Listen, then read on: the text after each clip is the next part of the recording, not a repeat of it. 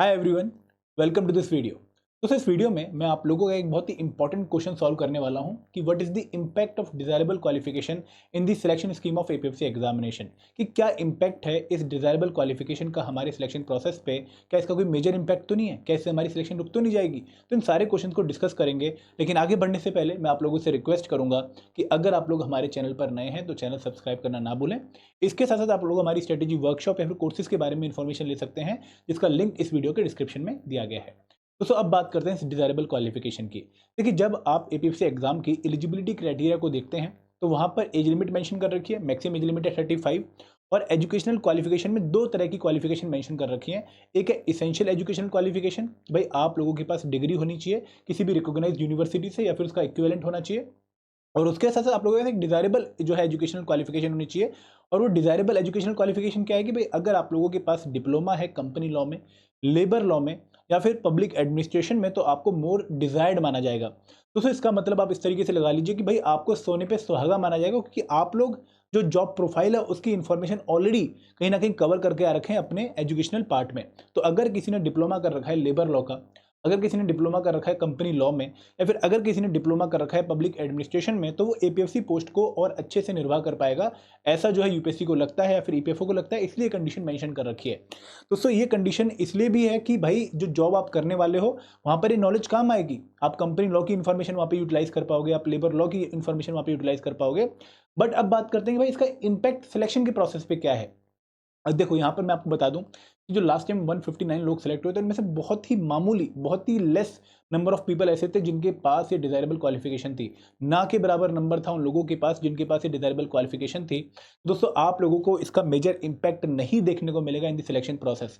अगर आप लोग रिक्रूटमेंट टेस्ट में बहुत अच्छा परफॉर्म कर रहे हैं, आपके नंबर जो है वो कट ऑफ से काफी अच्छे आ रहे हैं, प्लस अगर आप लोग जो इंटरव्यू प्रोसेस है आरटी के बाद जो होता है वहां पर अच्छा परफॉर्म कर रहे हैं और आप फाइनल कट ऑफ को क्वालिफाई कर रहे हैं, तो आपके पास ये डिजायरेबल क्वालिफिकेशन है या नहीं है वो फर्क नहीं डालेगी आपके सिलेक्शन प्रोसेस में।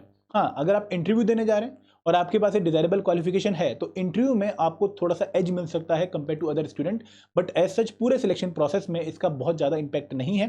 खासकर रिक्रूटमेंट टेस्ट में तो बिल्कुल भी नहीं है। हाँ, अगर मैं इनडायरेक्ट इंपैक्ट की बात करूं तो दोस्तों रिक्रूटमेंट टेस्ट में इनडायरेक्ट इंपैक्ट इस तरीके से कि भाई आप लोगों ने लेबर लॉ पहले कवर कर रखे होंगे, तो आपको अब जो थ्योरी है लेबर लॉ वाले कंपोनेंट की वो थोड़ी कम पढ़नी पड़ेगी। सिमिलरली अगर आपने कंपनी लॉ प्रिपेयर कर रखा है तो अगेन आपको थोड़ा सा एडवांटेज मिल सकता है थ्योरी में, ठीक है, क्योंकि आपको 1-2 लाख कम पढ़ना पड़ेगा। सिमिलरली अगर आपने पब्लिक एडमिनिस्ट्रेशन पढ़ रखा है तो आपको थोड़ी बहुत इन्फॉर्मेशन आईआर की प्लस थोड़ी बहुत इन्फॉर्मेशन पॉलिटी की हो जाएगी, तो अगेन आपको थोड़ा सा एडवांटेज मिलेगा थ्योरी में। बट एज सच कि भाई इस बच्चे को निकाल दो क्योंकि इसके पास डिजायरेबल क्वालिफिकेशन है, उसको रख लो इसके डिजायरेबल क्वालिफिकेशन है, ऐसा नहीं होने वाला पूरे एग्जाम प्रोसेस में। मतलब इसके बेसिस पर सेग्रीगेशन नहीं होती है, आपकी परफॉर्मेंस के बेसिस पर, आपकी मेरिट के बेसिस पर आप लोगों की सिलेक्शन होती है। तो आप लोगों को इसका बहुत ज़्यादा जो है अपने मन में दबाव नहीं रखना है, प्रेशर नहीं रखना है कि भाई मेरे पास डिजायरेबल क्वालिफिकेशन नहीं है, मेरा सिलेक्शन होगा या नहीं होगा। ठीक है दोस्तों, आप लोगों का पूरे पूरे सिलेक्शन के चांसेस हैं अगर आप लोग रिक्रूटमेंट टेस्ट में अच्छा परफॉर्म कर रहे हैं और अगर आप इंटरव्यू में अच्छा परफॉर्म कर रहे हैं। देखिए कई बार क्या होता है कि अगर आप रिक्रूटमेंट टेस्ट में इक्वल मार्क्स लेकर आए, मतलब एक बच्चा है ए जिसके मार्क्स हैं 210, ठीक है, आउट ऑफ 300, काफ़ी अच्छे मार्क्स हैं ये, और उसके इंटरव्यू में 60 मार्क्स हैं, तो अगेन वो काफ़ी अच्छे मार्क्स हैं।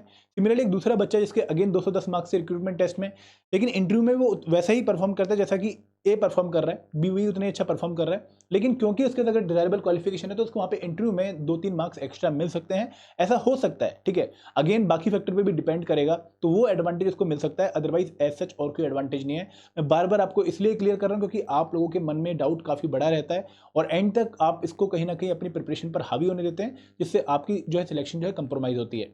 तो अब आप लोगों ने अपने मन में कोई भी डाउट नहीं रखना है। अगर मैं एक वर्ड में समराइज करूं तो इसका जो इम्पैक्ट है दैट इज नो इम्पैक्ट। ठीक है, इम्पैक्ट नहीं है। आप लोगों ने बहुत ध्यान रखना है इस बात का कि आप लोग अपनी प्रिपरेशन वैसे ही करिए जैसे आप कर रहे थे।